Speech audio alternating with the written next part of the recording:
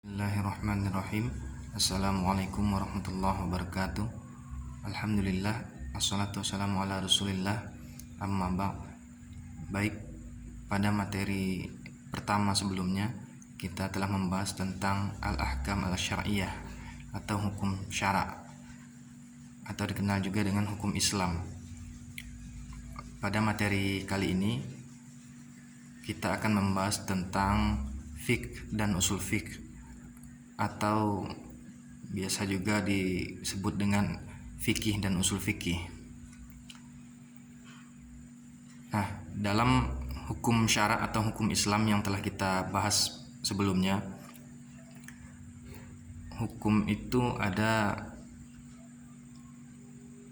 terbagi menjadi dua, yaitu hukum taklifi dan hukum wad'i, dan juga diturunkan oleh hakim atau Allah Subhanahu wa taala kepada mahkum alaih, yaitu manusia, dan yang dinilai adalah perbuatannya, yaitu mahkum bih atau mahkum fihnya. Nah, sekarang kita akan membahas tentang hukum Islam itu ada ilmunya.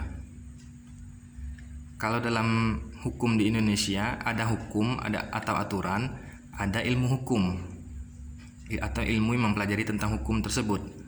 Nah, di dalam hukum Islam atau hukum syara' juga demikian. Ada hukumnya atau hukum Islamnya, ada atau hukum syara', ada ilmu yang mempelajari tentang hukum tersebut. Dalam hukum Islam ada dua ilmu atau terbagi menjadi dua, yaitu fikih dan usul fikih. Nah, di sini kita bisa lihat dalam sistematika atau pemetaan konsep ilmu fikih dan usul fikih. Kita akan bahas satu persatu apa itu fikih dan apa itu usul fikih, kemudian apa perbedaan di antara keduanya. Yang pertama, mungkin orang lebih mengenal fikih saja atau hukumnya saja. Contoh misalnya sholat hukumnya wajib atau puasa hukumnya wajib. Nah, mungkin agak usul fikih bagi sebagian orang mungkin agak asing atau belum pernah mempelajari. Namun fikihnya secara umum sudah banyak yang mengetahui. Fikih yaitu aturan atau hukum itu sendiri. Kemarin kita sudah membahas tentang terbagi menjadi hukum itu ada wad'i, ada taklifi. Nah, fikih berbicara tentang hukum wad'i dan hukum taklifi. Yaitu hukum taklifi berbicara tentang hukum yang 5 itu wajib, sunnah, mubah, makruh, dan haram. Kemudian wad'i berbicara tentang syarat, sebab, sah, batal, azimah, rukhsah, dan sebagainya. Jadi fikih itu adalah ilmu yang mempelajari tentang hukum atau aturan, baik itu tuntutan untuk mengerjakan, yaitu perintah, ataupun tuntutan untuk meninggalkan, yaitu larangan, yang tercakup dalam hukum wad'i dan hukum taklifi. Nah, fikih ini orientasinya kepada hasil. Jadi sebenarnya sebelum adanya fikih atau hukum itu sendiri, ilmu fikih yang mempelajari tentang hukum itu, sebelum itu sebenarnya ada ilmu usul fikih namanya. Usul fikih ini adalah ilmu yang mempelajari bagaimana hukum fikih itu lahir atau terbentuk. Jadi kalau fikih itu berbicara tentang hasilnya atau hukum, produk hukum yang sudah jadi, sedangkan usul fikih berbicara tentang proses, metode, ataupun cara bagaimana hukum yang sudah final tadi itu bisa terbentuk atau bisa tercipta. Sudah menjadi bahasa Indonesia usul, asal usul. Nah, kalau kita lihat sederhana sebenarnya. Jadi usul fiqh atau usul fikih berarti adalah asal usul dari fikih itu. Jadi kalau fikih berbicara tentang hukum sholat itu wajib misalnya, nah usul fikih berbicara tentang bagaimana dari mana datangnya hukum wajib itu. Jadi ada proses, ada metode, dan ada caranya sehingga melahirkan hukum tersebut. Nanti kita akan lihat lebih jelas dalam contohnya. Nah, kemudian ruang lingkup sendiri, usul fikih itu berbicara tentang sumber atau dalilnya. Nanti ada Al-Quran, ada hadis, ada ijma, ada qiyas dan sebagainya. Kemudian juga membahas tentang tata bahasanya dari segi tata bahasa. Sedangkan fikih yaitu hukum wad'i dan hukum taklifi tadi. Nah, kemudian apa urgensi atau kegunaan dari kita mempelajari hukum Islam ini, baik fikih ataupun usul fikih ini? Seberapa pentingnya, apa pentingnya bagi kehidupan kita sehari-hari, baik di dunia maupun di akhirat? Selain sebagai tentu saja ketentuan hukum yang harus kita jalankan sebagai umat muslim yang beragama Islam, dan implikasinya nanti berpengaruh kepada pahala ataupun dosa. Namun lebih dari itu lagi, kita lihat jika sebenarnya seberapa pentingnya fikih dan usul fikih atau hukum Islam itu kita pelajari dan kita ketahui. Jika tidak ada hukum Islam atau fikih dan usul fikih, maka dunia akan kacau dan hancur. Kalau tidak percaya, mari kita bahas, kita lihat contohnya. Contoh yang pertama yaitu tadi seperti sudah disinggung, yaitu hukum sholat itu, khususnya sholat 5 waktu maksudnya, yaitu wajib. Nah, ayatnya yaitu dalilnya aqimus sholah. Nah, wajib ini adalah ilmu fikih, sedangkan aqimus sholah dalilnya yaitu dari Al-Quran itu adalah usul fikih. Kalau kita terjemahkan, aqimus sholah itu artinya adalah dirikanlah sholat. Nah, di sini tidak ada kata-kata wajib. Yang ada aqimus sholah, dirikanlah sholat. Tidak ada kata-kata wajib. Nah, dari mana datangnya wajib? Nah, disinilah diperlukannya ilmu usul fikih, sehingga ayat atau dalil ini tadi dipelajari, kalimatnya dalam tata bahasa Arab itu adalah perintah atau amar yang menunjukkan kepada wajib untuk dilaksanakan. Maka kalau ada ayat seperti ini yang memberikan perintah dirikanlah, maka lahirlah hukumnya wajib. Nah, usul fikih berbicara dalil dan tata bahasa tadi, sedangkan fikih hukum yang telah menjadi hasilnya yaitu wajib. Kalau boleh kita ibaratkan, fikih itu adalah anaknya, sedangkan usul fikih itu adalah orang tuanya. Nah, anak lahir dari asal usulnya adalah orang tua. Atau mungkin juga bisa kita ibaratkan membuat kue.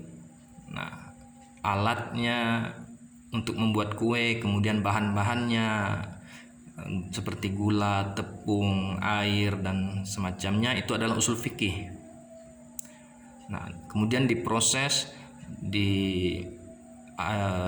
dimasukkan bahannya satu persatu menggunakan alat seperti mixer atau blender misalnya, kemudian diaduk, kemudian dimatangkan beberapa menit atau beberapa jam. Nah, itu prosesnya adalah usul fikih. Nah, setelah menjadi kue yang siap untuk dinikmati atau dimakan, kue yang sudah jadi itu hasilnya adalah fikih. Oke, kita masuk ke pada contoh yang kedua, yaitu hukum miras, tuak, narkoba, dan yang semisal dengannya. Kalau kita lihat di dalam Al-Quran, tidak akan kita temukan kata-kata miras, tuak, narkoba, whisky, bir, itu tidak ada dalam ayat Al-Quran ataupun hadis Nabi. Nah, dalam hukum fikih, hukumnya adalah haram. Dari mana datangnya haram? Nah, yang ada dalam Al-Quran ayatnya adalah innamal khamru wal maisiru wal ansabul azlam rijsum min amalis syaitan fajtanibu. Itu ayatnya. Jadi yang disebutkan dalam Al-Quran itu adalah khamar. Tidak ada disebutkan miras, tuak, narkoba, whisky, bir, tidak ada disebutkan dalam ayat Al-Quran. Nah, apakah tidak ada disebutkan dalam Al-Quran berarti boleh atau halal? Nah, tentu tidak demikian. Atau kita biarkan saja tidak ada hukumnya. Nah, ini bisa kacau dunia, bisa hancur dunia. Maka dibutuhkan ilmu fikih dan ilmu usul fikih. Terlebih dahulu dikaji ayatnya, mana ayat yang mendekati, yaitu innamal khamru, ada khamar di situ. Khamar itu adalah sesuatu yang sifatnya bukan hanya memabukkan, tetapi juga merusak, baik itu merusak akal pikiran ataupun fisik jasmani tubuh kita. Nah, segala sesuatu yang memabukkan dan merusak jasmani dan rohani ataupun akal, itu berdasarkan ayat ini hukumnya haram untuk dikonsumsi. Nah, kemudian dibawa kepada miras, tuak, narkoba, whisky, bir dan sebagainya, maka ditetapkanlah hukumnya haram berdasarkan ayat khamar ini. Nah, jadi dalam usul fikih itu ada istilahnya qiyas, nanti kita akan bahas nanti lebih lanjut. Qiyas itu membandingkan antara ayat yang ada, sesuatu yang tidak ada hukumnya dengan sesuatu yang ada hukumnya dalam ayat Al-Quran dan hadis. Nah, miras, narkoba, tuak itu tidak ada ayatnya yang secara eksplisit atau secara jelas dalam Al-Quran. Yang ada hanya khamar. Nah, hukum khamar ini kita terapkan kepada hukum miras, tuak, narkoba dan lain sebagainya, yaitu maka dapatlah hasilnya hukum fikihnya adalah haram. Nah, bayangkan jika tidak ada ilmu fikih dan ilmu usul fikih, orang bisa bebas mengkonsumsi atau meminum miras, tuak ataupun menyalahgunakan narkoba dengan alasan tidak ada dalil dalam Al-Quran dan hadis yang mengharamkan, yang ada hanya khamar. Nah, ini bisa kacau dan hancur dunia kalau pemahamannya seperti itu. Kemudian yang ketiga, yaitu contohnya memukul orang tua. Apa hukum memukul orang tua? Nah, dalam ayat Al-Quran yang ada disebutkan yaitu fala taqul lahuma uff. Janganlah kamu berkata kepada kedua orang tua atau berkata uff. Nah, jika tidak ada ilmu fikih dan usul fikih, ini berbahaya, sangat berbahaya. Nanti orang bisa bebas memukul atau menendang orang tuanya dengan alasan tidak ada dalil dalam ayat Al-Quran ataupun hadis. Yang ada hanya atau tidak boleh berkata saja. Nah, tidak ada dalil yang mengharamkan atau melarang untuk memukul atau menendangnya. Nah, ini kan berbahaya kalau terjadi seperti itu. Maka ilmu fikih dan usul fikih sangat-sangat penting dalam tatanan kehidupan kita, baik dunia maupun akhirat. Jadi kalau dalam ilmu usul fikih ada istilahnya nanti itu qiyas aulawi. Berkata saja tidak boleh, apalagi memukul ataupun menendang orang tua. Nah, itu ada kaidahnya nanti di dalam ilmu usul fikih, sehingga melahirkan hukum memukul orang tua berdasarkan ayat berkata saja tidak boleh, apalagi memukulnya. Nah, logikanya seperti itu, maka dapatlah hasil hukum fikihnya memukul orang tua itu adalah haram atau dilarang. Mungkin ini yang dapat kita jelaskan pada kesempatan kali ini. Mudah-mudahan bisa dipahami dan bermanfaat bagi kita semua. Sampai jumpa di lain waktu dan kesempatan dan materi selanjutnya. Terima kasih atas perhatiannya. Wassalamualaikum warahmatullahi wabarakatuh.